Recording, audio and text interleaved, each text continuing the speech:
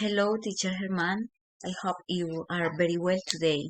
I am going to make my divide with my opinion regarding the use of gun control in the United States. My name is Yesenia Andrea Pulgarin, a student at the University of Cars. I continue with my presentation. It is very important that the American government establishing laws to restrain weapon signs the risk of violence due to the easy acquisition of these devices is increasing greatly, as expressed in the video by Trevor Noah. These heartbreaking acts are not normalized at the discretion personally. I think that this situation must be mitigated yearly since people acquire weapons as if they were buying sweets.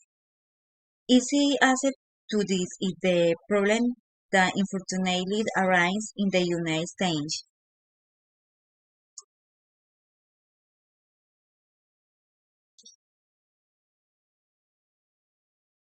It must be taken into account that not all people have the same psychological capacities and although some easy weapons for the personal security purpose others use them only to intimidate or feel that they have control in the face of someone else's terror.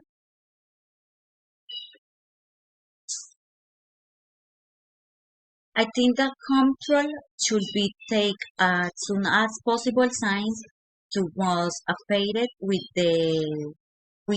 these terrorist acts are the children's signs.